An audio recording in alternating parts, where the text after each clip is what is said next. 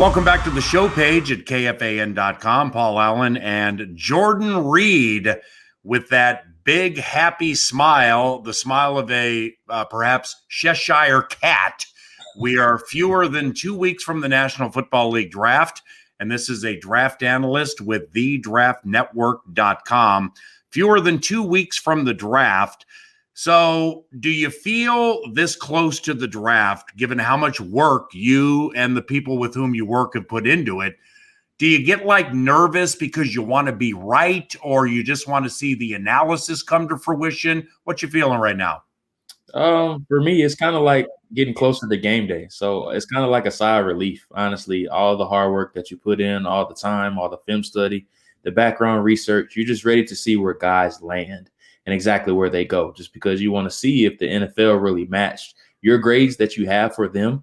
And maybe there were some players that the NFL was higher on that you may have been low on, or vice versa. Now, looking at the most recent big board at thedraftnetwork.com, the one that you did, Zach Wilson's not in the 2 spot. Kyle Pitts is in the 2 spot. We'll get to that momentarily. Correct me if I'm wrong here, Jordan, because whether it's me talking with people who work for NFL teams, former Viking safety Corey Chavis, Draft Nasty, when you lay out a board, it's not where you think people will go. It's how you rank them 1 through 50, right? Absolutely. So what happens when you're stacking a big board, is you usually have certain numbers or a certain point system depending on the characteristics of the traits that you outline in a certain position. And it usually equals up to 100. So you're grading each prospect out of 100. And my highest grade this year was 93 for Trevor Lawrence, and Kyle Pitts was right after that at 91. So as you go along, you're grading all these guys, and you have different traits across the board for every position. But at the end of the day, each one it equals up to 100 points. And that's how you're able to stack an actual big board. And like you said, it's not really guessing where guys are going to go. It's just a matter of how you see the talent stacking up against one another. So I mean, if we're doing this in Jacksonville, Florida, then we're going to spend the entire time talking about Trevor Lawrence, Urban Meyer, Darrell Bevell, all the changes. What do we need to win, let's say 7 games, something like that. But Trevor Lawrence has been assumed to be the number 1 pick in the 2021 draft for so long. You don't hear many people talk about his skill set. So for those who haven't seen him a lot, truly, what makes Trevor Lawrence absolutely the first overall pick in the draft? Well, I would just say how clean of a prospect he is. And when you're thinking of a quarterback, I think he's a perfect definition of what you want at the position. He's been in the spotlight ever since he's been in high school. Number 1 top-ranked recruit coming out of the 2018 recruiting cycle. As far as a high school standpoint, him and Justin Fields were ranked as the number 1 and number 2 players overall back then. So he's been in the spotlight all of his life. And then he goes out, and his freshman season, he wins the national championship against Alabama. So that just goes to show you the type of poise that he plays with. 34-2 in 40 career games as a starter. Started in 36 before he took over for Kelly Bryant during his freshman season. So these 2 losses were in neutral sites as far as in the college football playoff. So he's a certified winner. As far as the arm strength and the arm talent, he has all of that. Very aware as a passer as well. And he just has a lot of intangibles that you love to see at the position as well. Now, something that he does need to improve on is just seeing defenders over the middle of the field. I think that's one area where he needs to improve upon the most. He had a couple of interceptions against Notre Dame of where he just didn't see guys over the middle. And then in the Syracuse game, the past 2 seasons, he just was a little bit overzealous as far as seeing those guys over the middle of the field. So that's one area I think he needs to improve upon, but that's being kind of nitpicky with him. And I think he's the unquestioned top guy in this draft. You played quarterback at North Carolina Central, and you also coached and recruited there. Playing quarterback for a Division I school, no matter the level, it's D1. Do you feel when analyzing quarterbacks, you should have an advantage over the analytical competition all over the internet? Absolutely, especially just because I can put myself in the shoes of the quarterback. And I think one asset that I love to talk about that I think I bring to the table is that I can see the game from 3 different lenses. I can see it from a coaching standpoint, I can see it from a player standpoint, and then also as a scout's standpoint as well. So I'm seeing the game from so many different bases of that. I can put myself in the shoes of Trevor Lawrence and maybe what he was looking at, if he made a good throw or a bad throw. I can really examine it from a coach standpoint of where he should have went here in the progression. And then also from a scout standpoint of where you can just evaluate the traits of what was good on this throw, or maybe what is something that he could improve upon, or what does he need to clean up so he doesn't make the same mistake twice. Now with JR, we did this last week here on Alan's page, KFAN.com. So hopefully a lot of you went to the Draft Network and saw the fantastic work that they do. I mean, it is an exhaustive, laborious, indefatigable effort that you guys put forth there. And, knowing you the way I do, you're not going to put Kyle Pitts, the tight end, second on your big board just so people go to the website. A lot of people already go to the website.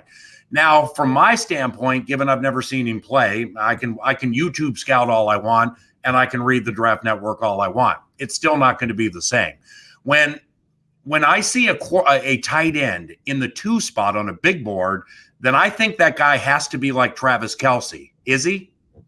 Absolutely. And so just to give you kind of a snapshot of what he is or what he could be on the next level, think of Darren Waller from the Las Vegas Raiders. I think he's a much more athletic option than what Waller is, especially entering the NFL, considering he was a wide receiver when he first came along. And the thing that I say about Kyle Pitts is don't get caught up in the 2 letters in front of his name. He can be a WR, a wide receiver, or it can be a T. He can be a tight end. Yeah. He can play in line. You can split him out wide.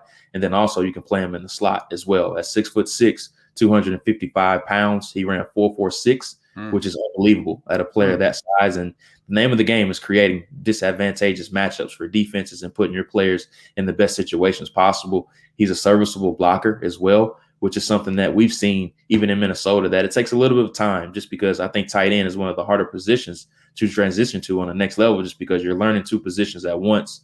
You're learning to be a receiver as well as a blocker as well. And we know Pitts from day one, he's going to make your passing game better. So now with everything we're talking about here, thedraftnetwork.com, you can see all these big boards. You can read the analysis. You can become a subscriber and get even more information. Once again, it's thedraftnetwork.com. Jordan Reid is a draft analyst. On said big board, you have Justin Fields, Ohio State, ranked ahead of Zach Wilson. Why? I just love the upside a little bit more. I think Zach is more naturally talented right now entering the league, and Justin is just that moldable piece of clay that you would love to have at the position. I love the mobility. I love the physique that he comes into, the winning pedigree. And everybody likes to say Ohio State quarterbacks, they never pan out. But I think the difference between Justin and what we have seen in years past, whether it's Braxton Miller, Terrell Pryor, Cardale Jones, JT Barrett, he was so much more polished than those guys. And all those guys were athletes that they tried to mold into being quarterbacks. Like we saw with Braxton Miller and Terrell Pryor, they ended up switching different positions. So that just goes to show you that they were more athletes than quarterbacks. I think with Justin, he's the best of both worlds in that he's already a terrific athlete at 6'2", 230 pounds. He ran 4.46, which is outstanding for a quarterback. And then also you add in the arm talent as well. Now he does have some things that he needs to clean up as far as progressions. I think he could get a little bit better with that. I think he tries to be a little bit too much of a perfectionist. What I mean by that is he needs to get a little bit better at what I like to call process of elimination. So the Indiana game and also the Northwestern game were 2 games of where he did struggle, but it was just a matter of him trying to be a perfectionist as opposed to just playing the game and taking what the defense gave him. Golden Gophers wide receiver Rashod Bateman. Do you think he's a wild card in this draft? Because, I mean, I'm up and down on these mocks, and he's in the first some areas. He's in the second some areas. And, you hear people or read people talk about his size, yet some people love his speed. What do you think of him? I'm a big fan. And, he did struggle a little bit at times last year, but I think it was just a matter of him and the quarterback not really being on the same page. And it kind of went back and forth with opting out and then coming back last year. So he was kind of on the fence. He was a little indecisive about that. But if you go back and watch him when he was the number 2 option, opposite of Tyler Johnson, I thought he was absolutely terrific. And he played mostly in the slot last year. I think he can do either or as far as outside or inside, very clean route runner. He reminds me a lot of Allen Robinson coming out of Penn State. I think that's a player that he could end up being exactly like. Ben Lieber, former Vikings linebacker, joins my radio show every Thursday. Nacho Lieber, 9 to noon, KFAM. And I posed this question to him I'm going to hit you with today. Say all 5 quarterbacks and Penei Sewell, Rashawn Slater, and Elijah Vera Tucker all are gone by the time the Vikings pick. What do you do? I think you're trying to coax me into taking a wide receiver at 14. Well, might be some good ones if that happens. Absolutely. I think it's something that they have to think about, especially with Adam Thielen, I believe, entering his age 31 season. He's getting a little bit longer in the tooth, and he's still producing. He's still producing at a high level. We know Justin Jefferson is a certified stud, but the Vikings just haven't been super aggressive as far as addressing the wide receiver 3 spot. They filled it with guys like Chad Beebe, BC Johnson, and then other players. They tried it last year with Tajay Sharp. That ended up not working out for him. So they haven't been super aggressive with addressing that wide receiver 3 spot. So I wouldn't expect it to happen at 14, but would I complain if they take a Devontae Smith or a Jalen Waddle? I would not at all. Well, what I'm getting at here is, reading your stuff, talking to you, and just following people who I trust. I believe this is a legitimately deep offensive tackle draft. So the first part of this question is, how deep does this draft go with offensive tackles where you can get one who can help now? I think it's very deep. And I think you could go as far as 7 to 8 names. Honestly, you can go even deep into the second round where you're talking about a Samuel Cosmi from Texas, a player that's very similar, very reminiscent of Brian O'Neill when he was coming out of Pitt. Dylan Radunz, who we talked about a little bit from North Dakota State, Spencer Brown from Northern Iowa. And then a player that I think is very underrated that could be on the Vikings' radar if they do end up trading back and somehow getting back into the second round if they trade back up, or if they accumulate a second-round pick after trading back from 14, is Alex Leatherwood from Alabama. He's a player that fits their profile, was a 90 percentile athlete across the board, started at guard and tackle, started at guard his first 2 years at Alabama, the last 2 years at left tackle at Alabama. So I think with them having a huge hole at left tackle, we don't know what they're going to do right now. I think Leatherwood is one player that could come in and start right away for the Vikings. I love that. Ben Lieber on the radio show today was all over Alex Leatherwood and laid out a fair amount of the same things that you just did, specifically that position flexibility. And, now given I am beginning to believe 4 of the 5 quarterbacks will be gone before 14. I'm beginning to believe those 3 offensive linemen we talked about could be gone. The ability or the opportunity to trade from 14 back into the 20s, if somebody really wants one of those nice receivers, I think that might be the answer, Jordan. I mean, for Leatherwood or Darisaw from Virginia Tech, if he happens to be available, or you reach for somebody a little bit, get a second-round pick, and then, if you could tell me what you think of this. If you could find a way to get one of these nice offensive linemen we've mentioned, Wyatt Davis from Ohio State, we talked about him last week, or Christensen from BYU. You got 2 of them. So then you put Cleveland at left tackle. You use these 2 guys, preferably Vera Tucker and Wyatt Davis at guard with Bradbury and O'Neill.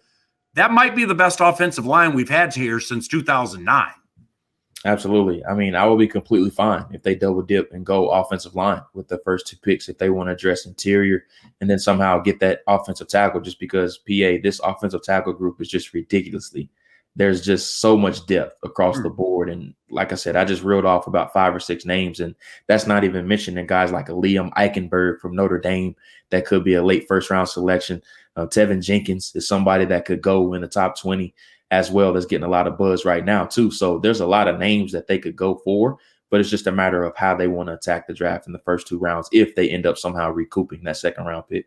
Lastly, JR, you were all over Justin Jefferson last year, and clearly he had a rookie of the year type year. Herbert beat him at the wire. Did Justin in any way exceed your expectations last year? Oh, without question. I never envisioned him coming into the league and setting the rookie receiving record. I don't think anybody saw that from him. But a story I love to tell about Justin is that last year was my first year ever actually attending the combine in person inside of Lucas Oil Stadium. And he was by far the most impressive player that I saw there. Just how explosive he was, running 4.43. Nobody really envisioned that for him, how cleanly he caught the ball. And then you could just see the hunger that he played with. Just seeing him up on the podium during the media sessions of how he was a no-star recruit. He had to work his way up at LSU. He was a part of, I think, a 25-man recruiting class that they signed, and nobody knew who he was when he got there. So you just see that hunger in his eye, and I think that's something that will always stay with him. Lastly, I promise. I mean, We could do this for 2 hours, man. I just really, really love your mindset on a lot of these things, and I appreciate and respect your work. Tristan Wirfs, he's right tackle for the Super Bowl winning Tampa Bay Buccaneers. I think he had 2 penalties the entire season. Clearly, he was the real deal Holyfield. Of all the offensive linemen in the draft this year, of all the tackles, any of them remind you of the way Wirfs plays? So Wirfs was just a ridiculous athlete, and he was one of my favorite players overall in the draft last year. And if I was a betting man, if I could bet on somebody coming in and having that type of effect, I would go with Rashawn Slater from Northwestern, just because of the athleticism that he brings to the table. Fantastic genes. Dad was a longtime NBA player, so he has that athleticism. Even though he opted out last year, very clean tape. Everybody that he went against, he absolutely dominated. So if he's sitting there at 14 for the Vikings, they need to run to the podium. Like, don't waste any time on the clock. Don't let it wind down any. Just run the pick up and turn it in. I think he would be a home run pick at 14. And his father, Reggie, he might have some masochism to him and certainly had to have patience. He played for the Minnesota Timberwolves twice. Nice. He managed to get to that team twice. But blue-collar type player, sounds like his son has a lot of his work ethic and maybe even more athleticism. Man, we got the draft coming up in a week and change, and I'm going to call you next week. Need more of your mind if you have time. Thank you very much, and enjoy your weekend. Thanks as always. It's always a pleasure being with you.